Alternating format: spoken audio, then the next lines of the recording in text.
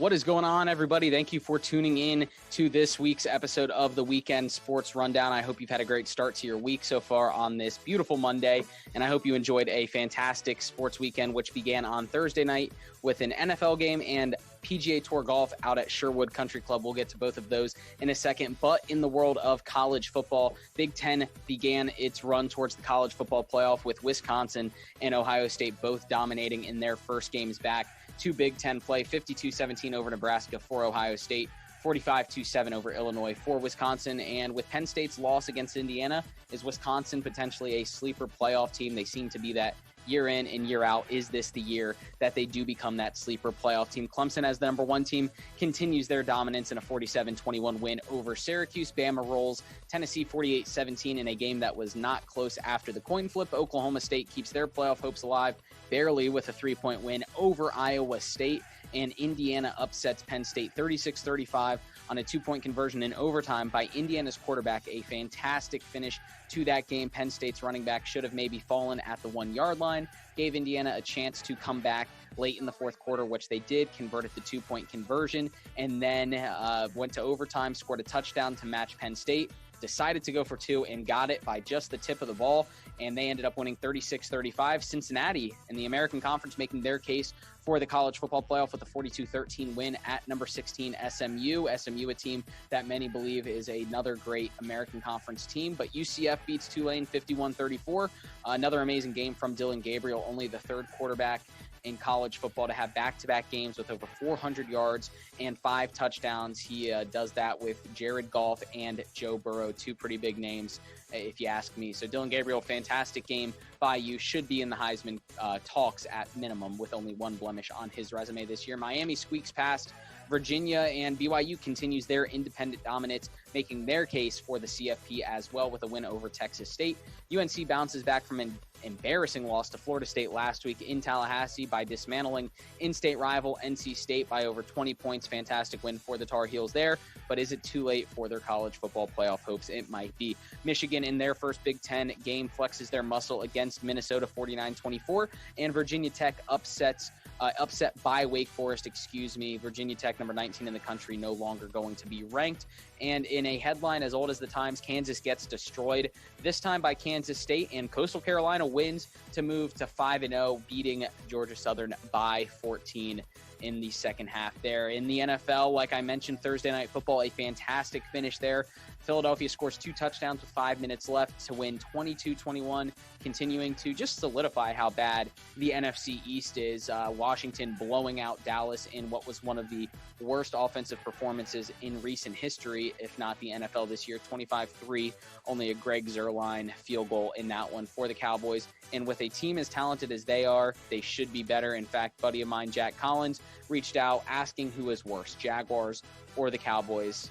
I can't answer that. I would say probably the Cowboys right now, because the Jaguars lost, but they did put up 29 points against the Chargers. And what do you know, handing out first wins to Justin Herbert, just to add that to this season. They seem to love handing out those first wins. They've done it to Cincinnati, they've done it to Miami, and they've done it to the Lions, I believe. And now they've done it to Justin Herbert, gave him his first victory of his NFL career. So congratulations to you, Justin Herbert. Lions, speaking of them, score late to beat Atlanta in another blown fourth quarter lead for the Falcons. 3 games this season that the Falcons have had a 95% win chance in the fourth quarter that they have lost. So that's pretty embarrassing. Maybe it wasn't Dan Quinn. Maybe it's that culture there. Browns, late tutter against the Bengals to win a high-scoring shootout, 37-34. That game did not want to be settled. I wish there was another quarter left, and I wish it was still going because that was a lot of fun to watch. And the Steelers stave off the Titans' second-half rally and win on a Gostkowski missed field goal with only seconds remaining. Steelers do win that game 27-24, and the Titans still did look pretty decent in that game, so I'm still scared of them in the AFC. And a week after the Broncos beat the Patriots in straight field goals, 6 field goals from Bills kicker Tyler Bass on 8 attempts wins it for the Bills over the Jets 18-10. Rodgers blows past the Texans, Brady blows past the Raiders, and in the AFC West, the Chiefs bring Broncos back down to earth with a special teams and defensive touchdown. Speaking of the Patriots, they are a complete mess, and if it was it Brady was it Belichick? I think this season is proving it was indeed Brady. 49ers win 33-6 in what was an ugly game. Turned good, turned bad, turned ugly, turned good, turned bad, turned ugly. It just was all over the place. The Jags lose to the Chargers, like I mentioned, 39-29. And in the nightcap, Cardinals inch past the Seahawks in another exciting poetic finish for NFL Week 7, 37-34. DK Metcalf scored a late touchdown in overtime to win. However, it was called back due to a David Moore holding, and Isaiah Simmons moments later picked off Russell Wilson, set up Zane Gonzalez for the game-winning field goal for the Cardinals, making that division ever so close. And tonight's game, Rams versus Bears in LA. It's going to be an exciting one, and one that will potentially determine the division there in the NFC West. I mean, if the Rams win, they're right in it still, 5-2. So it's going to be exciting. And in the baseball world, there's been 5 games so far in the World Series, 3 won by the Dodgers, 2 won by the Rays. That means Game 6 will potentially go to the Rays to force a Game 7 on Wednesday night. I'm excited. I know Kershaw has 2 wins so far in this World Series, and the Dodgers up 3-2 with Game 6 tomorrow night, Tuesday night. Arozarena continues his tear, but the Dodgers' power cannot be stopped. We will see what happens tomorrow night in Game 6. In the golf world, like I mentioned, the Zozo Championship out in Sherwood Country Club in one of the most beautiful courses on tour. 2 rounds of 65 throughout the week helped Patrick Cantlay win at 23 under for his 3rd victory on tour, up there with Jack's Memorial Tournament in Ohio and the Shriners Hospital Tournament with John Rahm and Justin Thomas just behind him at 22 under. Was a very exciting finish, and Justin Thomas, in something he's already done this season, kind of choked that victory away. In the NASCAR world on Sunday, the Cup Series playoff race postponed in Texas after 52 laps, with Clint Boyer in first, followed by Jimmy Johnson in second, the 2 old guys showing the young guns how it's done. A rainy Sunday followed by an even rainier Monday, and there is no estimate as to when that race will be completed.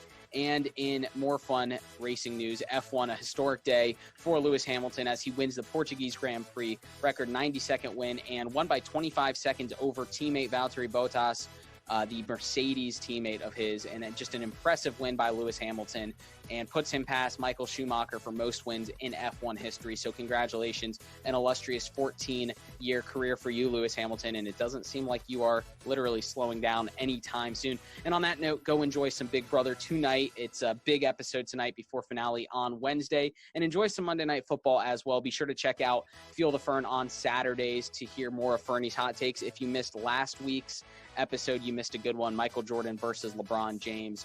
Fernie gave his input, and if you ever want to challenge Fernie, let me know. Message me, text me, whatever you want to do, let me know, because he loves challengers, and you will feel the Fern from Fernie. It's going to be fun. And also episode 53 coming out on Thursday, Week 8 NFL preview, and the Jags are on a bye, so we're all excited. Don't have to talk about them too long.